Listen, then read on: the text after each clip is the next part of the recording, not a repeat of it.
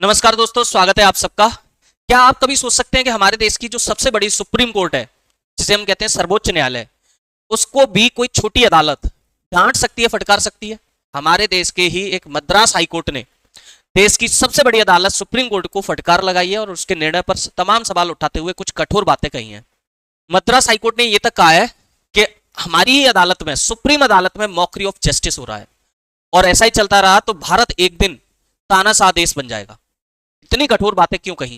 क्या मामला था? देखिए, ये पूरा मामला है 2016 का विधानसभा चुनाव का।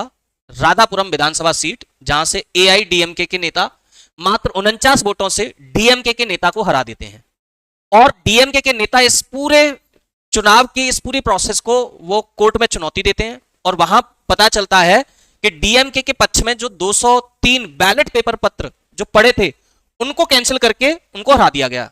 एआईएडीएमके के नेता को 69,590 वोट पड़े थे और डीएमके के नेता को 69,541 वोट पड़े, यानी मात्र 49 वोटों से इनको जिता दिया गया। और यह कहा गया कि भाई इनके पक्ष में जो 203 पोस्टल बैलेट थे वो स्कूल के हेडमास्टर ने सत्यापित किए थे और वो कोई गैजेटेड ऑफिसर नहीं है, इसलिए ये बैलेट पेपर कैंसिल किए जाते हैं।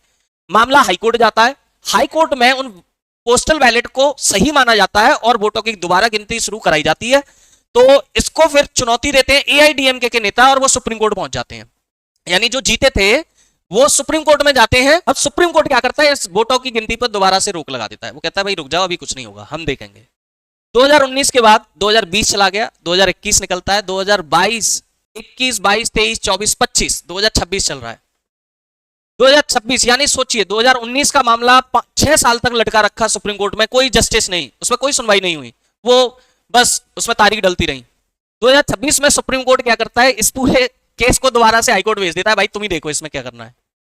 अब हाईकोर्ट दोबारा उस केस को सुनता है और उसमें फैसला देता है कि जो चुनाव हारे थे डीएमके के नेता एम अप्पावू, वो विजयी घोषित किए जाएं। उनके जो बैलेट पेपर थे वो सही थे। भाई चुनाव के दौरान हेड मास्टर को ही गैजेटेड ऑफिसर मान लिया जाता है, तो वो अगर उनको सत्यापित कर रहे हैं तो वो सही है।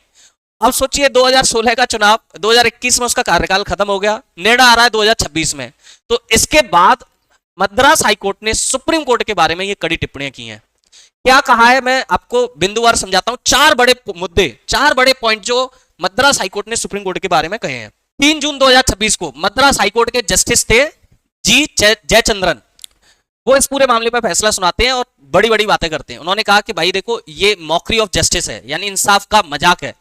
कोर्ट ने कहा कि चुनावी विवाद को सुलझाने में पूरे 10 साल लग गए, जो कि 2016 से 2021 का कार्यकाल था वो भी खत्म हो गया। इंसाफ का क्रूर मजाक है ये। 6 साल की देरी, 6 year delay in supreme court only. Supreme court ने इस अपील को अपने पास 6 साल तक पेंडिंग रखा और हैरान करने वाली बात यह है कि 6 साल बाद सुप्रीम कोर्ट ने बिना किसी मुख्य कानूनी सवाल का जवाब दिए ये केस वापस हाईकोर्ट भेज दिया और इसे हाईकोर्ट ने जिम्मेदारी से पल्ला झाड़ना कहा। सुप्रीम कोर्ट ने अपनी जिम्मेदारी से पल्ला झाड़ा है। तीसरा पॉइंट क्या कहा? तीसरा पॉइंट कहा अपने ही नियमों को भूलना। यहां पर हाई कोर्ट ने याद दिलाया कि सुप्रीम कोर्ट ने ही खुद 2015 के एक ऐतिहासिक फैसले में मोहम्मद अकबर बनाम अशोक साहू में कहा था कि चुनाव से जुड़े मामलों का निपटारा तुरंत होना चाहिए, लेकिन यहां सुप्रीम कोर्ट खुद अपने बनाए नियमों को ही भूल जाता है। लोकतंत्र को खतरा। चौथा पॉइंट, सबसे बड़ी चेतावनी देते हुए कोर्ट ने कहा कि जन प्रतिनिधित्व अधिनियम, representation of the people act के तहत ऐसे मामलों को 6 महीने में खत्म करना होता है। अगर अदालतें ही इन नियमों को ठुकराएंगी तो देश का लोकतंत्र फेल हो जाएगा और भारत तानाशाही की तरफ बढ़ जाएगा। तो मद्रास हाईकोर्ट की इन टिप्पणियों ने यह साफ कर दिया है कि इंसाफ में देरी इंसाफ न मिलने के बराबर है। Justice delay is justice denied. जब देश की सबसे बड़ी अदालतें ही सालों साल मामले लटकाए रखेंगी तो आम जनता को न्याय व्यवस्था से भरोसा उठना लाजमी है। दोस्तों, इस पूरे मामले में आपकी राय क्या है? क्या आपको भी लगता है कि भारतीय अदालतों में मुकदमों को निपटाने के लिए एक सख्त समय सीमा होनी चाहिए? कमेंट सेक्शन में अपनी राय जरूर दें और इस वीडियो को ज्यादा से ज्यादा शेयर करें। धन्यवाद। जय हिंद।